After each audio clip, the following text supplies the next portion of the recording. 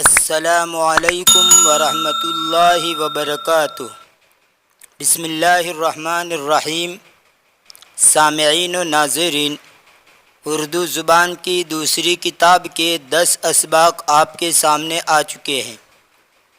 آج کا ہمارا یہ ویڈیو اسی کتاب کا سبق نمبر 11 ہے، تو آئیے ترجمہ شروع کرتے ہیں۔ بسم اللہ الرحمن الرحیم۔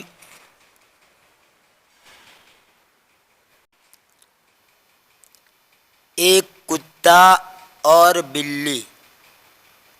ڈالا ایک کتے نے ایک بلی کو چیر۔ ڈالا ایک کتے نے ایک بلی کو چیر، یعنی ایک کتے نے ایک بلی کو چیر ڈالا۔ سانس ٹھنڈی بھر کے بولی وہ حقیر۔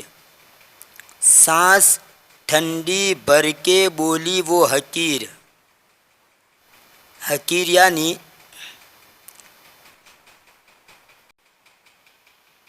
معمولی، یا اس کا ترجمہ کریں گے بیچاری۔ اور سانس اور ٹھنڈی سانس بھرنا، اس کا معنی ہوتا ہے ٹھنڈی آہ بھرنا، یعنی افسوس کرنا۔ سانس ٹھنڈی بھر کے بولی وہ حقیر۔ رحم کھاتی میں اگر چوہے پہ گھا۔ گھا کا معنی کبھی، اور گھا کبھی لائقہ کے طور پر بھی استعمال ہوتا ہے، جیسے عبادت گاہ، عبادت کرنے کی جگہ۔ عید گاہ، جہاں پر عید کی نماز پڑھی جاتی ہے وہ۔ تماشا گاہ، تماشا کی جگہ۔ رحم کھاتی میں اگر چوہے پہ گا، تو میرا کیوں حال ہوتا یوں تباہ۔ تو میرا کیوں حال ہوتا یوں تباہ۔ جو کیا تھا اس کا پھل مجھ کو ملا۔ جو کیا تھا اس کا پھل مجھ کو ملا۔ آہ میں کس سے کروں اپنا گلہ۔ گلہ یعنی شکایت۔ آہ میں کس سے کروں اپنا گلہ۔ ظلم کی ٹہنی کبھی پھلتی نہیں۔ ٹہنی کا معنی ڈالی۔ ظلم کی ٹہنی کبھی پھلتی نہیں۔ ناؤ کاغذ کی صدا چلتی نہیں۔ صدا کا معنی ہمیشہ، اور اگر اسی سین کو صاد بنا دی صدا، تو اس کا معنی ہوتا ہے آواز۔ ناؤ کاغذ کی صدا چلتی نہیں، یعنی جو آدمی بھی ظلم کرتا ہے تو یہ ظلم کا انجام بڑا خطرناک ہوتا ہے، دیر پا نہیں ہوتا۔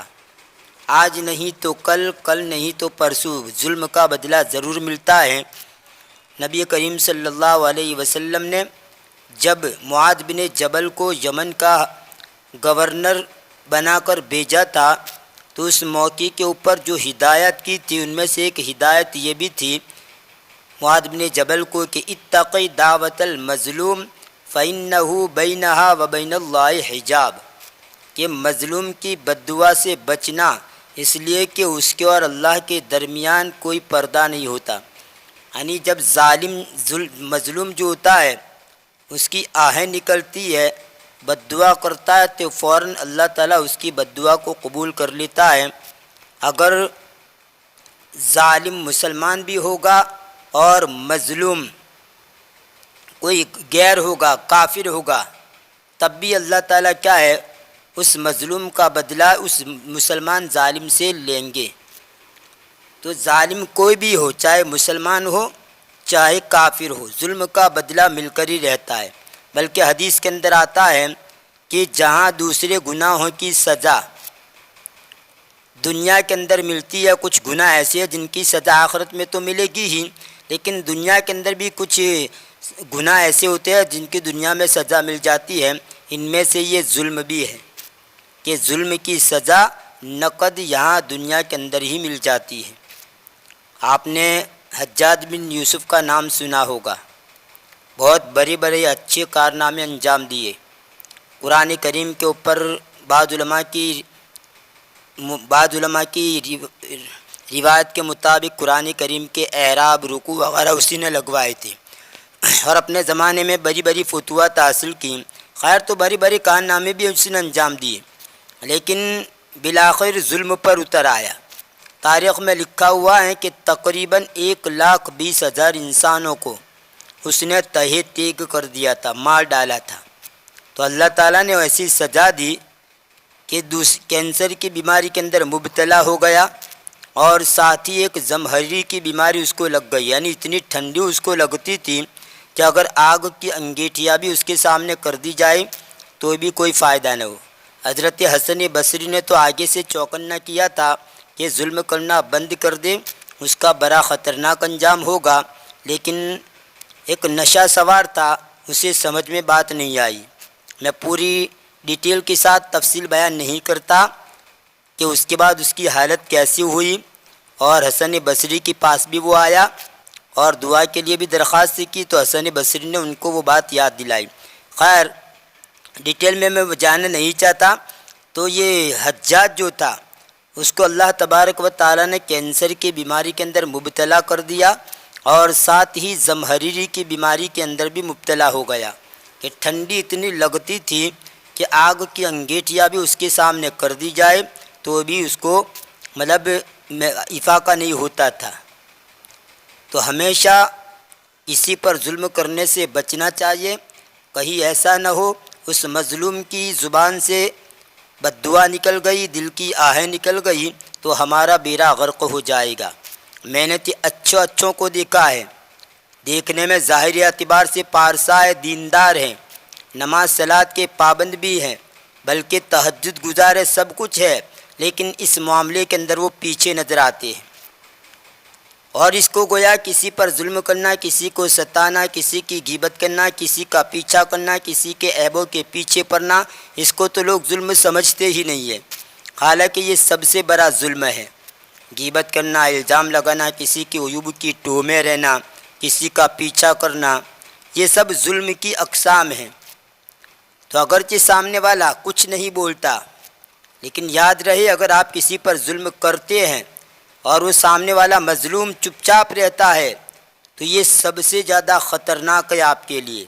اگر وہ کچھ بدلہ لے لے تو سمجھے کہ آپ کے اوپر مصیبت کچھ کم آ سکتی ہے، لیکن اگر وہ چپ چاپ رہے اور آپ کو کچھ بھی جواب نہ دے، بس اللہ سے ہی اپنا معاملہ رکھے، تو یاد رکھنا زندگی کا بیڑا غرق ہو جائے گا، اور ایسی مصیبت میں پھنس جاؤ گے کہ جو دوسروں کے لیے عبرت کا سامان ہوگا۔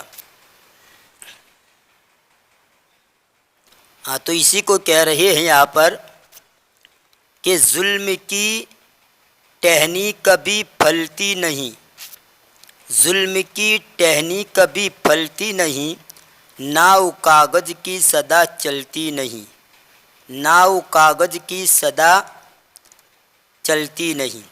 تاریخ کے اندر ایسے واقعات ملتے ہیں، ایک دو نہیں کئی واقعات تاریخ کے اندر ملتے ہیں کہ جن لوگوں نے بھی دوسرے کے اوپر ظلم کیا ہے ان کو نقد سزا ملی ہے۔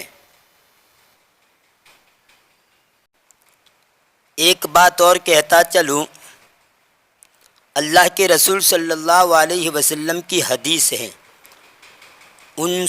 انصر اخاک ظالما او مظلوما، کہ تم اپنے او کما قال علیہ الصلاۃ والسلام، تم اپنے بھائی کی مدد کرو چاہے وہ ظالم ہو یا مظلوم ہو۔ تو صحابہ نے حیرانی سے پوچھا، اللہ کے رسول مظلوم کی مدد تو سمجھ میں آتی ہے کہ اس پر ظلم کیا گیا ہے اس کی مدد کرے، لیکن ظالم کی مدد کس طرح کرے؟ تو اللہ کے رسول نے فرمایا کہ ظالم کی مدد کرنا یہ ہے کہ اس کو ظلم سے روک دیا جائے اور اس کو ظلم سے باز رکھا جائے، یہ ظالم کی مدد کرنا ہوا ہے۔